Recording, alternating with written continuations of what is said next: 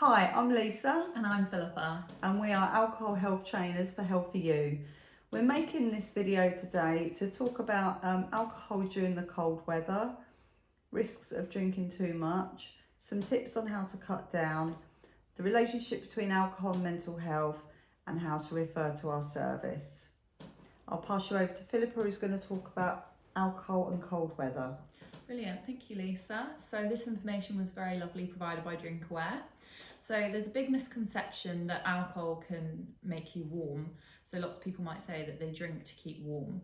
However, it's actually the opposite. When you drink, alcohol affects the blood vessels below the skin, and what happens is they open up and more blood and heat flows into them.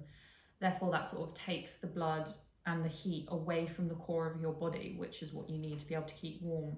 So even though you might think that you're warm if you're drinking, it's only because your skin is warm. Your vital organs aren't getting enough warmth. So when it's cold weather, it can be really, really dangerous. As well as this, alcohol can impair many other things, such as our decision-making ability. This might make us take risks that we wouldn't normally take when we were sober. And also, drinking alcohol in cold weather can be lethal. For example, you could decide to walk home without a jacket when it's snowing, and that could lead to a dramatic fall in your body temperature, leading to hypothermia. Severe hypothermia can be fatal if not identified and treated properly.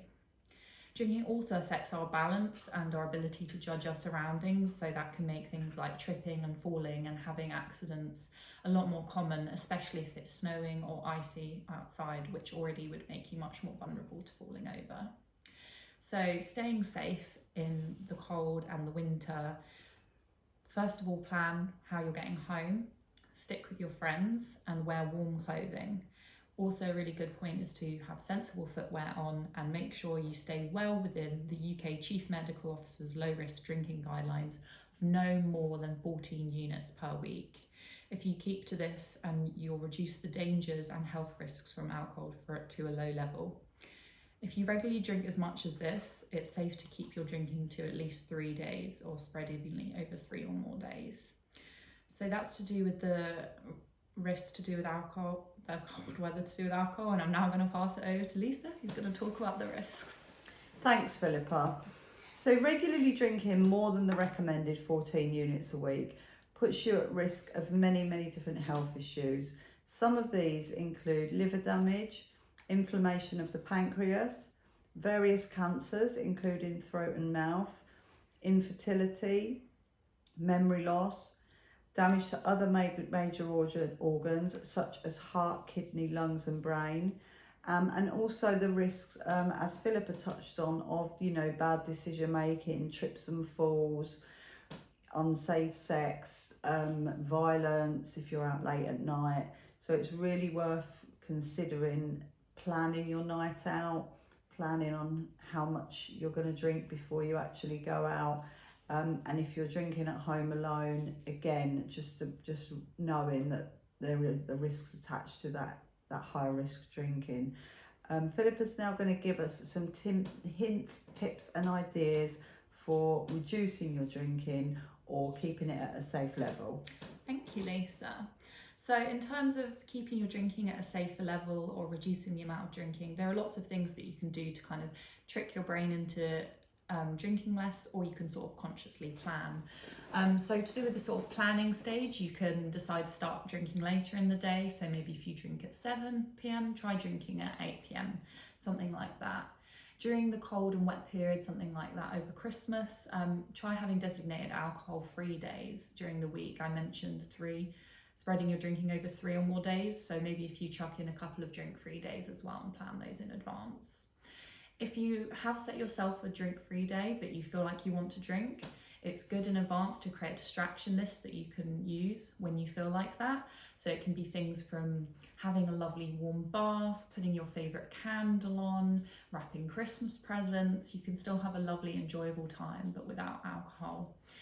It may also be helpful to set yourself goals and challenges. Some people find that really rewarding. There's lots of things like 100 days sober, but it doesn't necessarily have to be that much. It could be something like, I will have 2 days drink free every single week, and see if you can keep meeting that and sustaining that as a goal.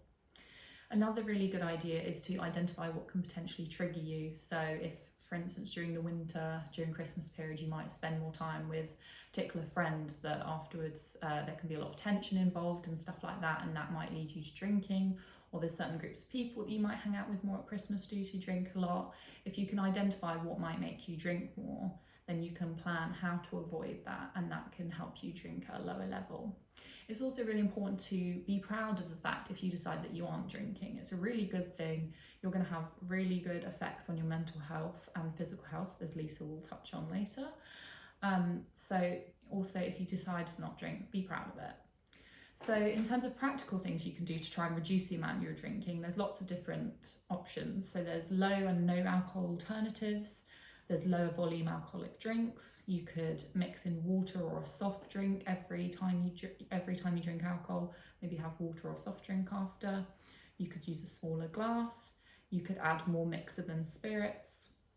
Or you could think, if you're craving sugar, maybe having a piece of fruit instead of that glass of wine. And finally, it is really good to try and drink a bit more consciously. So it can be really good to try and measure how much you're drinking using those shot measurers, or if you're drinking wine, something like a measuring jug to measure out that 125 millilitres. And if you're aware of how much you're drinking, maybe you can try and reduce that, for example, changing double shots to a single shot. You can also unit count. We mentioned 14 units earlier. You can use apps like DrinkAware, or you can use a pen and paper, so you can tot up your units over the week and sort of think about how much you're drinking. And also, when you do drink alcohol, maybe try and enjoy it more, so you drink more slowly, more mindfully, rather than just slurping it down without thinking. So those are sort of like hints, tips and tricks that might help you reduce your alcohol content during the winter period. Now I'm going to pass over to Lisa, who's going to talk about mental health and alcohol. Thanks, Philippa. There's often a strong relationship between people suffering with mental health issues like depression and anxiety, and more serious ones, and alcohol. And people can sometimes find themselves stuck in a vicious cycle whereby they're feeling quite depressed, so they'll drink to try and feel better, and then they find they're drinking too much, and that's then feeding the depression. And it's very difficult sometimes to treat one without treating the other. So if you are suffering with a mental health issue and you're not getting any help for it, and you feel that you are drinking too much, it'd be advisable to speak to your doctor or other health professional about getting some help for the mental health, whether it be depression, anxiety or something else. And also maybe speaking to us about working alongside to reduce the alcohol. Or for a lot of people, sometimes reducing the alcohol first will then have a really good effect on your mental health. You may find that actually your depression and anxiety lessen when you do start to reduce the alcohol. It's just worth thinking about. There is something called dual diagnosis. So it's for somebody who is diagnosed with a mental health illness and an alcohol issue or a drug issue. And it's been proven that the two need to be treated. If you treat one without the other, you're just going to stay in that vicious cycle. So that's worth bearing in mind. I'm just going to pass you back to Philippa now, who's going to tell you how you can refer to this free service. It's really simple. So over to you, Philippa. Brilliant, thank you, Lisa. So to refer to our free service, you can text HEALTHYYOU, so I'll just spell that out for you, HEALTHYU to 60777, or you can call 033 005 0093. Another option is you can visit our website www.healthyu with HELTHYYOU.org.uk. Thanks, Philippa. Well, that's all from us today. Thank you so much. Thank you.